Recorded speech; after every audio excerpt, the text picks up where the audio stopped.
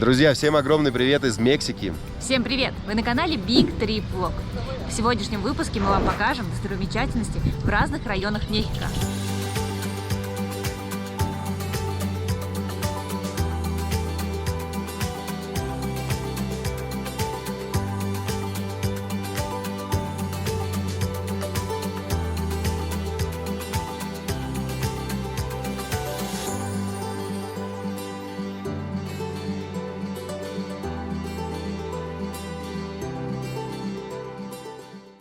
Итак, друзья, мы снова переехали в следующие апартаменты. Это наши последние апартаменты в Мехико, и находятся они на улице Хосе Марти. Кстати, названа эта улица в честь кубинского героя.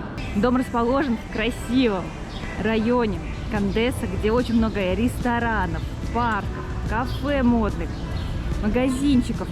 Перейдем дорогу, и я вам покажу более подробно наш дом. Gracias. Hola. Hola, hola. Здесь быстренько запросили наши данные, мы были зарегистрированы, нас заселили в наши апартаменты. Поднимемся наверх, и я покажу вам обзорную площадку. Кстати, наши соотечественники тоже выбирают здесь квартиры, тоже здесь живут. Как мне сказали на ресепшене, здесь живут 5 семей, потому что очень удобный район. Сейчас я поднялась на последний этаж. Здесь находится терраса и зона отдыха, где можно перекусить, заранее самим приготовив. Можно полюбоваться на шикарный вид. Кстати, из замка Чапультепек также открывается, например, вид на вот эти высотки и из этого дома.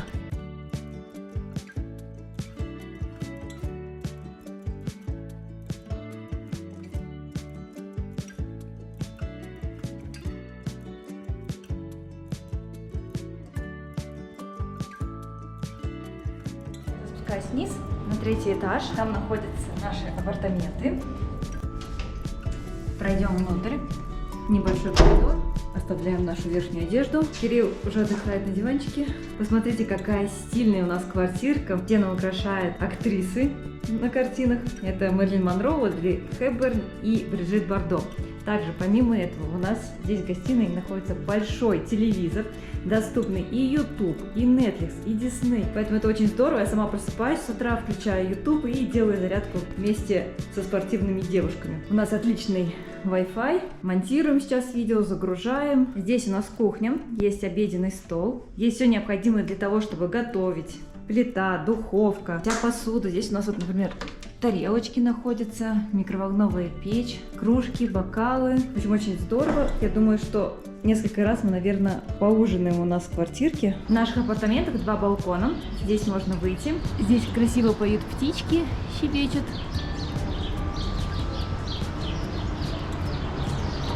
Конечно же, у нас есть душевая комната.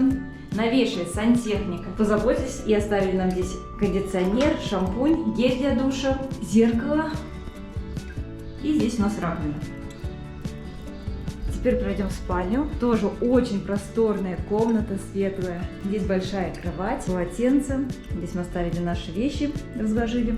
Очень много полочек для этого. Также есть вешалки. Комнату украшают японские произведения искусства. И здесь у нас тоже еще один балкон. И отсюда открывается красивый вид на проспект. Кстати, если у вас есть машина, то парковка есть либо рядом с домом, но, правда, там немного мест, либо на соседних улицах можно оставить машину. У нас новый день. Я решила начать с самого утра показывать, как проходит рутина, и потом отправимся на достопримечательности. Приняла душ, сейчас нахожу нужный канал на YouTube и буду заниматься зарядкой.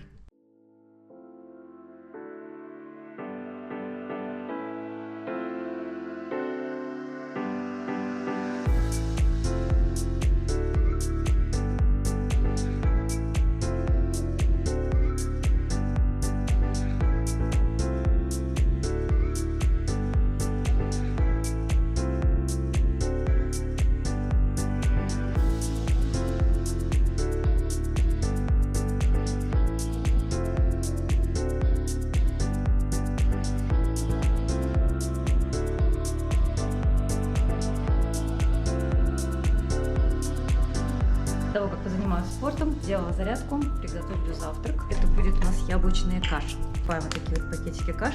Они продаются либо в Чедрао, либо в Walmart. Готовится каша достаточно просто. Добавляем молоко, ждем минуты 3 на горячей плите. Добавляем кашу. и будет готово. Ну что ж, вкусная каша готова. Какой аромат яблока и корицы. Сейчас завтракаем и отправляемся смотреть достопримечательности. Кирилл решил немножко поработать, поэтому в первой половине дня я буду путешествовать по достопримечательностям одна, а потом он ко мне присоединится. И сейчас я захожу в мексиканское метро. Таким образом это выглядит. Это будет мой первый опыт в метро в Мехико. До этого мы не пользовались, потому что ездили на машине. И, конечно же, это очень непривычно и даже волнительно. Значит так, друзья, подошла к кассе, заплатила 5 песо, получила такой билет. Но 5 песо это очень дешево, это получается 30 рублей. Также можно... Ого, вот это шум! Также можно еще купить пластиковую карту, но, честно, я пока не разобралась где, но и учитывая, что мне всего лишь кататься один день, для меня это как раз-таки хороший вариант. Сейчас буду искать, где моя станция. Надеюсь, еду правильно, потому что ничего не поняла, пока не разобралась в этой схеме. Но думаю, что после пары поездок я бы все поняла. Ребята, я приехала на главную площадь, потому что здесь находятся 3 основные достопримечательности. Это Темпло Майор, собор и Национальный дворец. И когда я вышла из метро, я просто немножко, чуть-чуть, как это мягко сказать, прифигела. Здесь проводят шаманские обряды. Кто-то говорит, везде бывает, запах, конечно,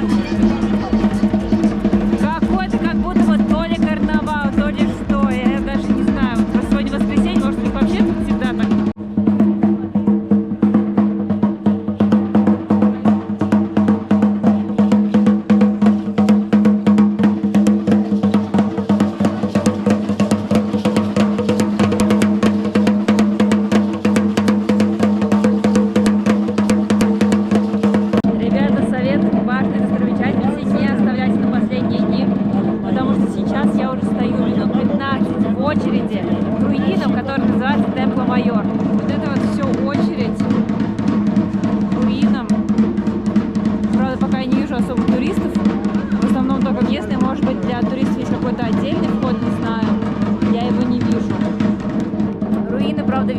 Отсюда. Надеюсь, что я стою в правильной очереди. 21 февраля 1978 года в Мехико проходили работы по прокладке кабеля. И здесь случайно обнаружили руины, бывший город ацтеков, один из крупнейших, где проживало 200 тысяч человек. Остались от этого города только руины. Но здесь нет никакой загадки. В 1521 году испанские конкистадоры завоевывали территорию Мексики, и тем самым они разрушили этот город ацтеков. Со стороны мексиканских властей проходили в течение 4 лет раскопки, и теперь мы можем тоже пройтись по этим руинам и посмотреть, и даже представить, как выглядел древний город ацтеков. Отсюда с руин, с Темпло Майор, открывается прекрасный вид на кафедральный собор. Сейчас в нем проводится реконструкция, большая часть его закрыта. Этот собор считается одним из самых больших в Латинской Америке. Это место зачастую сравнивают с Римским форумом, тоже так же, как и в Риме. Здесь можно прогуляться по руинам, представить себе, как жили ацтеки в давние времена.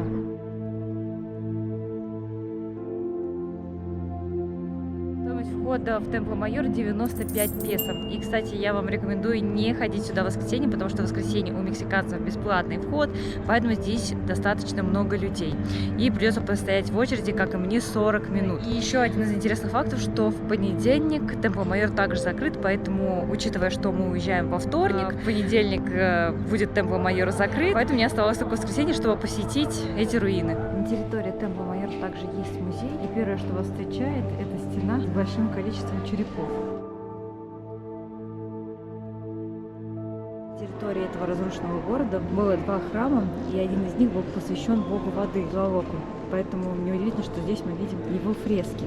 Ученые спроектировали то, каким образом выглядел Темпло Майор до того момента, как его разрушили испанские конкистадоры. Так он выглядел.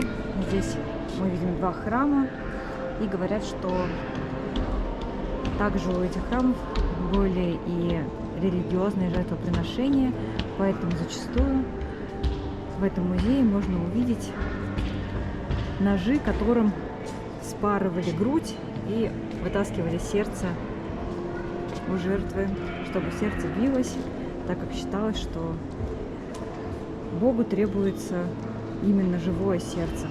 Здесь же можно видеть еще одну красивую скульптуру, на которую стоит смотреть сверху вниз.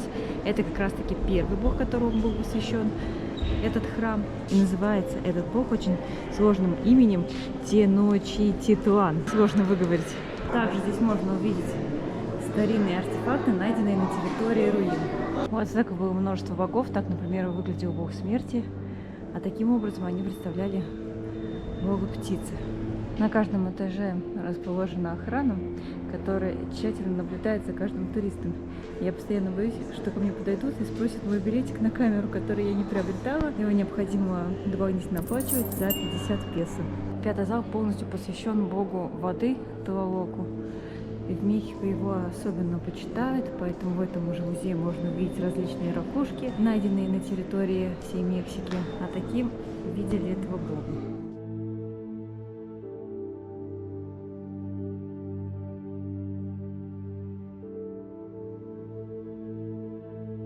Музей расположен на 3 этажах, различные залы, какие-то посвящены богам, какие-то плодородию, какие-то животным, даже есть пробы мексиканских культур. Всего в музее 8 выставочных залов, сейчас я иду по последнему. Прогулка по экспозициям займет примерно 1,5-2 часа. Я гуляла здесь вокруг 2 часа и сейчас главное иду к выходу. Так у меня, оказывается, еще была не очень длинная очередь. Сейчас это очередь практически на всю площадь. Кто-то вот в очереди к руинам в музее стоит, а местные индейцы продолжают проводить обряды. Это все очередь, ребята, это все очередь. Мне, оказывается, дико повезло.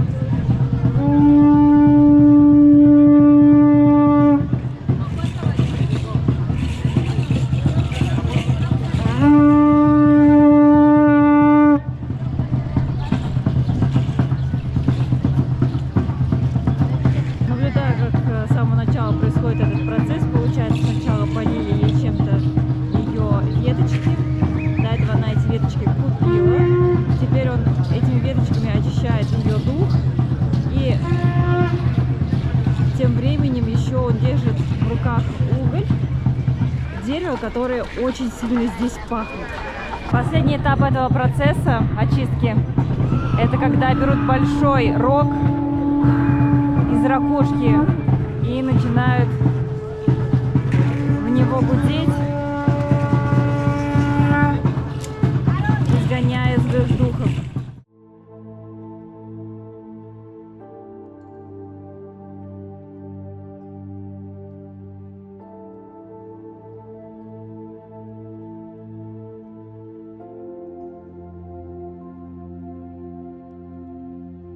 Казалось, этих древних индейцев всегда можно встретить на этой площади.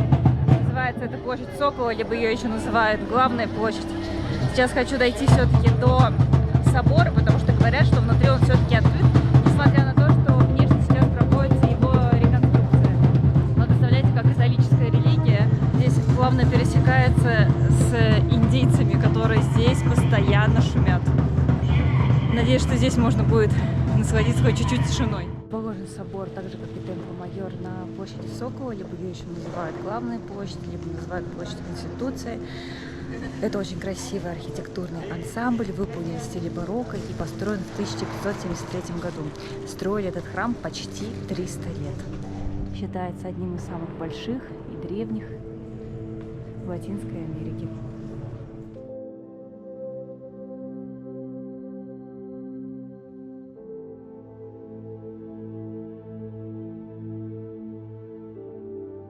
Совсем рядом с этим красивым собором находится еще одно значимое здание для мексиканцев. Это Национальный дворец, резиденция федеральных органов исполнительной власти в Мексике. Также с 2018 года является официальной резиденцией президента Мексики. Внутрь заходить нельзя, естественно, потому что там находится власть, президент. Раньше пускали внутрь, можно было посмотреть на дворцы, но сейчас это здание находится за забором, потому что в Мексике еще проходят различные митинги, и немного этого опасаются местные власти. Площадь Конституции очень красиво, окружена старинными зданиями, особняками. собором, в который мы заходили только что внутрь, Национальным дворцом Мексики. Конституции, на площади Конституции сейчас можно увидеть небольшие митинги, скопление людей. И слева, и справа выкрикивают различные лозунги.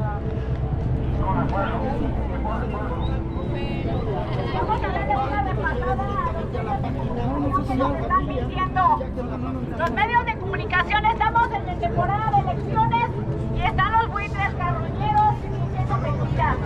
Los medios que nos están queriendo vender lo que no es. То, что я поняла, забастовка это из-за коррупции. Здесь даже ставят палатки на площади Конституции и днем и ночью проводят митинги. Сейчас направляюсь в сторону дома. Во-первых, очень жаркая погода стала. У нас пару дней было прям, знаете, пасмурно, был ветерок, и без кофты вообще нельзя было выйти. Сейчас я хожу с этой кофтой, мучаюсь, в джинсах, хочется переодеться. Погода в Мехико, конечно, вообще она постоянно меняется, и не понимаешь, как одеваться. А во-вторых, мы хотим с Кириллом поехать в парк Ла Мексикана, посмотреть, погулять, фотографироваться там. Поэтому мы с Кириллом встретимся у нашего дома и уже поедем на машине в парк. Еще покажу вам немного зданий красивых, которые мне встречаются по пути. Кстати, многие дороги в выходные дни перекрывают, и многие ездят на велосипедах, делают пробежку, поэтому можно спокойно гулять по историческим местам.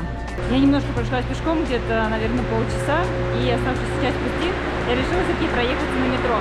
Тем более я уже разобралась как. Сначала заходим в метро и ищем вот такую кассу. Даем 5 песо, у меня 10, поэтому у меня будет сдача. Hola, un billete, por favor. Как только я сказала, что я разобралась, оказывается, билетов нет. В общем, я нашла добрую девушку, которая сейчас меня пропустит по своей карте, а я ей заплатила 5 песо. Все, теперь я в метро, оказывается, это нормальная практика, потому что у них часто не бывает билетов.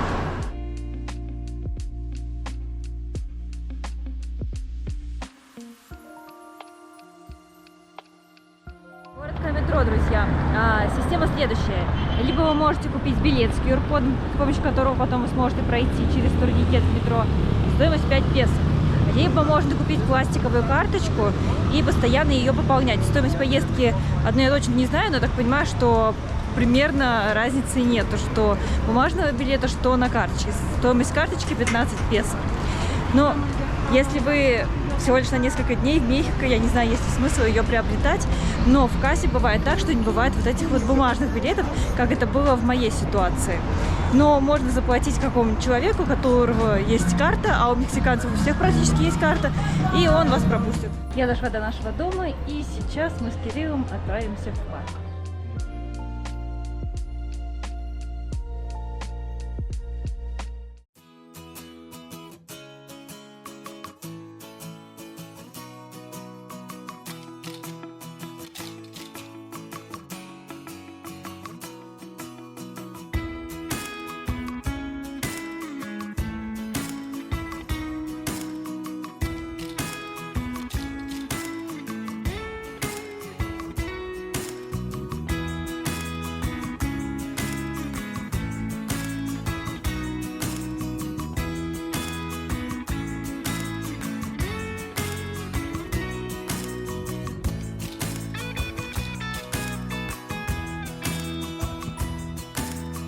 Уже вечером на закате мы приехали в модный район на окраине Мехико, который называется Санта-Фе. Буквально 30 лет назад здесь была просто пустырь, сжигали мусор, а потом власти Мехико решили разгрузить центральные дороги и построить здесь престижный район. Парк Ла Мексикана, в который мы приехали, был построен специально для жителей этого района Санта-Фе.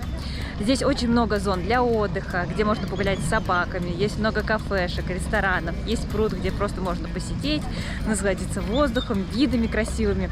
Кстати, сзади меня находятся бизнес-центры, которыми славится этот район. Особую изюминку этому парку, конечно же, придают здания, которые находятся на его фоне. Я очень удивлена, потому что утром мы с вами гуляли по собору, по исторической части Мехико, а сейчас совершенно другой район с высокими модными зданиями. А теперь из модного и современного района Мехико мы отправляемся в богемный. Но посетим его уже завтра. На следующий день мы приехали в городской парк, который называется Хундидо. И он в первую очередь знаменит своими цветочными часами и скульптурами, которые находятся в этом парке.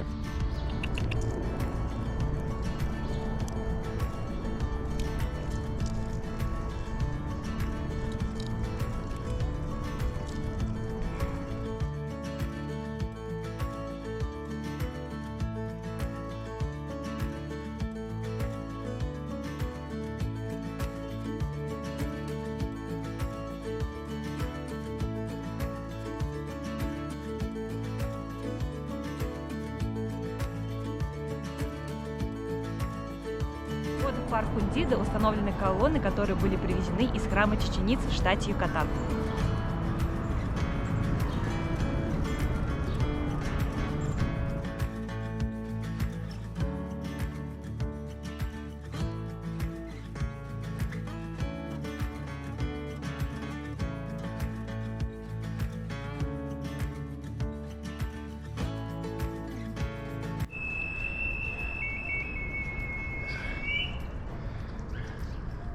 Сейчас в парке мы видим местного музыканта, который, положив на землю компас, смотрит в разные части света, юг, север, запад, восток, поворачивается к этой стороне, к определенной, и играет определенную мелодию. То есть, будь то на ракушке, либо еще на каком-то музыкальном инструменте, зажигает благовоние. В общем, такой интересный обряд происходит. Да, только хотела сказать, что интересные здесь обряды. Зашли мы в парк, была такая тишина, и тут мы услышали звуки и решили подойти, немножко пообщались с этим человеком. Он говорит, что вот я каждому там стране света исполняю свои определенные звуки.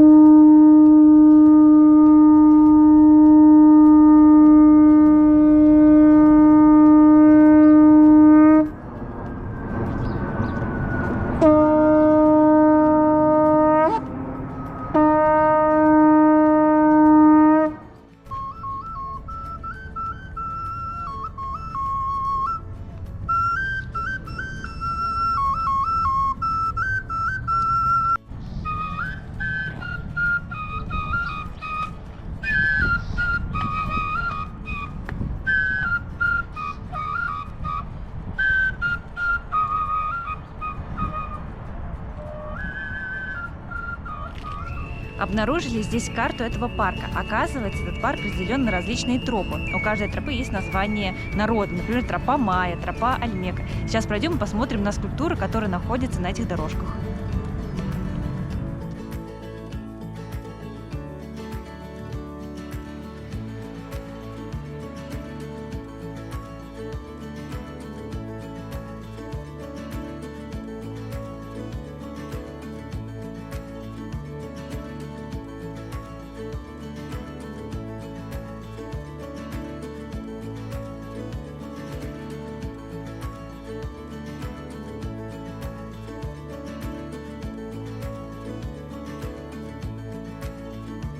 Конечно же, как и в любом другом Мехико, мы встречаем здесь популярную профессию. Это выгульщик собак, профессия моей мечты. Я бы тоже хотела.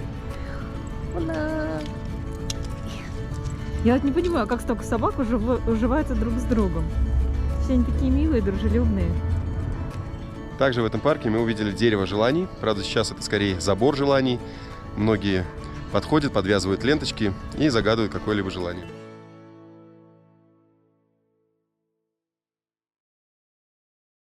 Парк оказался достаточно большой.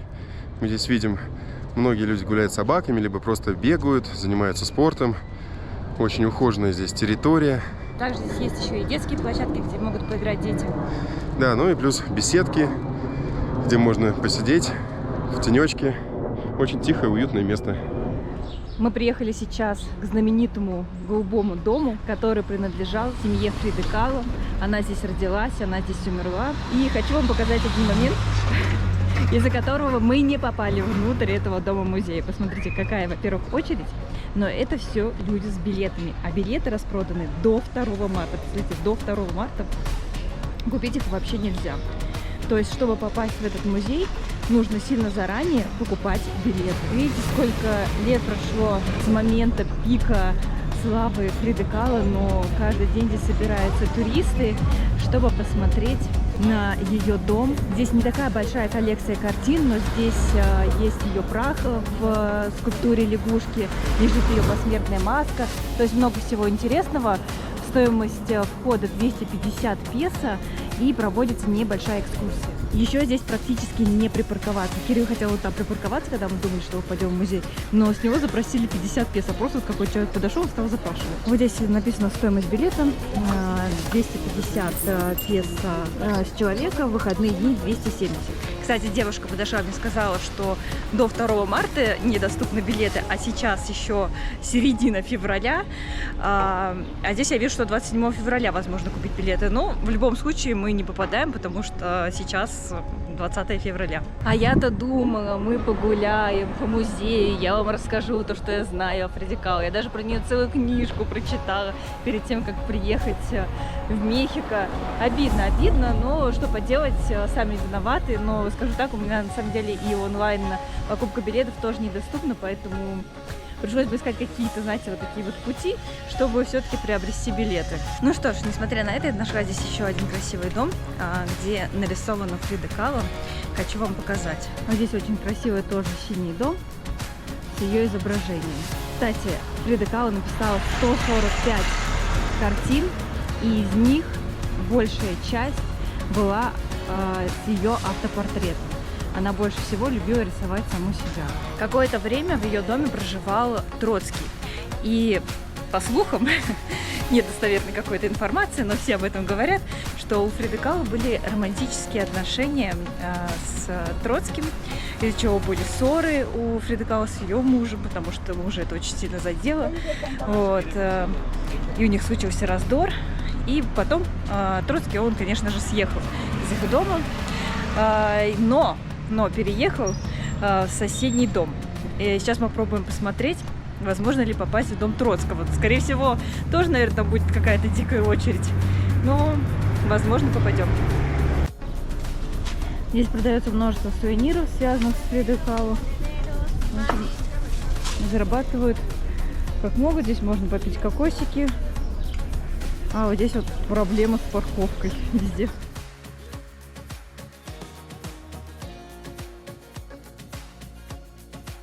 Если уж нам не удалось попасть в музей Фриды Кало, то сейчас мы приехали совсем рядышком, буквально 600 метров. Здесь располагается дом-музей Льва Троцкого.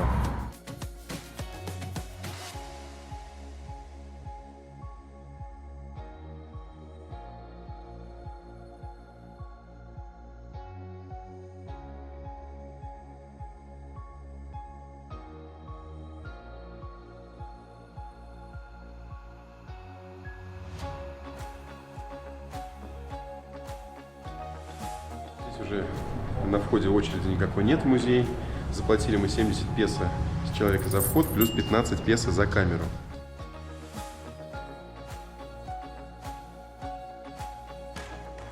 К сожалению, историю нашего революционера я не очень хорошо знаю, но мне известны некоторые факты. То, что Троцкий проживал некоторое время в доме с Фридой Кало и ее мужем Диего Ривера, поэтому здесь много фотографий именно Диего Ривера, как вот здесь вот, еще одна фотография с этим художником. До какого-то времени они были в дружеских отношениях, но потом у Фриды Кало завязался роман с Троцким, и, естественно, уже ни о какой дружбе речи не было.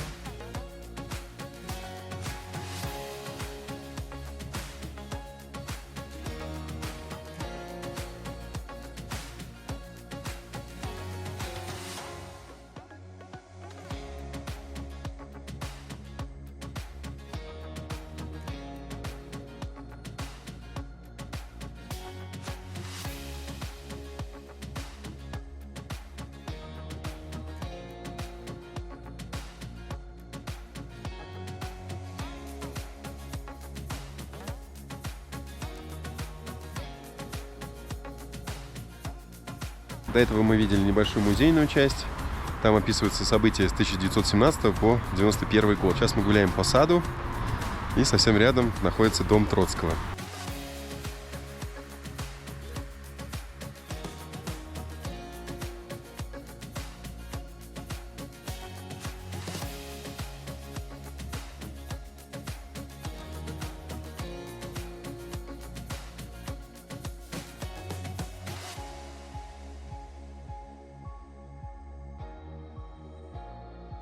Революционер Лев Троцкий находился в Мексике в ссылке.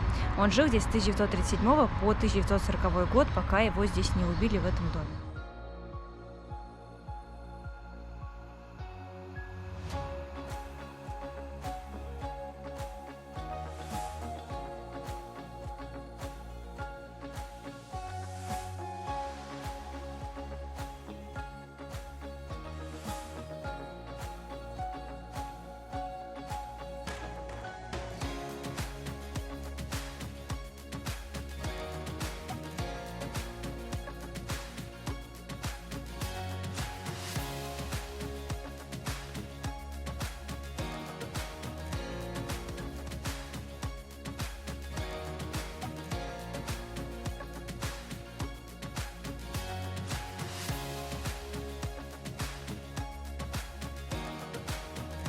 восторге от того, как сделан вообще дом-музей Троцкого. Здесь очень много комнат, экспонатов. Можно подходить и читать историю того, как Троцкий жил в Мексике.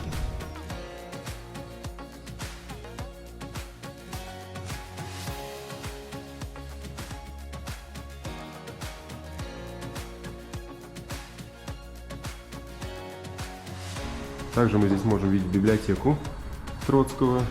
Среди книг видим русские классики Николай Гоголь. Ну, также Маяковского сборник. Сейчас мы прошли на кухню. Видим раковину, тарелки. Возможно, именно из этой тарелки питался Троцкий, либо его супруга. Дом-музей Троцкого и Фриды Кало находится в богемном районе, который называется Каяакан. И чтобы лучше проникнуться в атмосферу этого района, мы сейчас отправимся в парк, посвященный этой знаменитой художнице.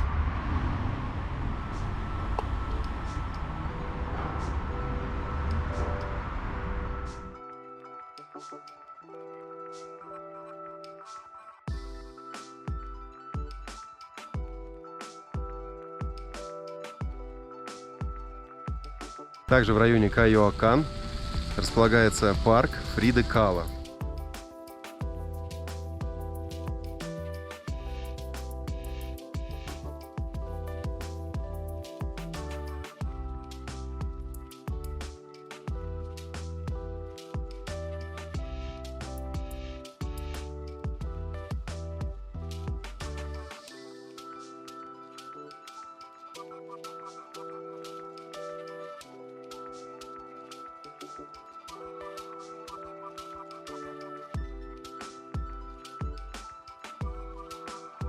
Этот парк небольшой, и он посвящен памяти знаменитой художницы Фриды Кало.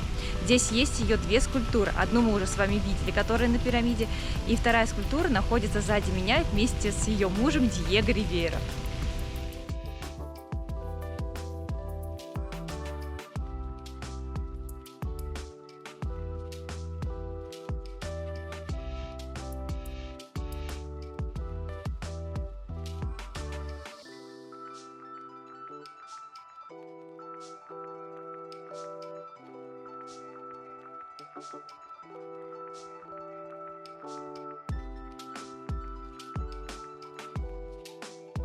Побывав в нескольких районах Мехико, мы убедились, что этот город разнообразный и очень интересный. Если вам понравился этот выпуск, то поддержите его своим лайком и комментарием. Всем до новых встреч, всем пока! Всем пока, увидимся в Мексике!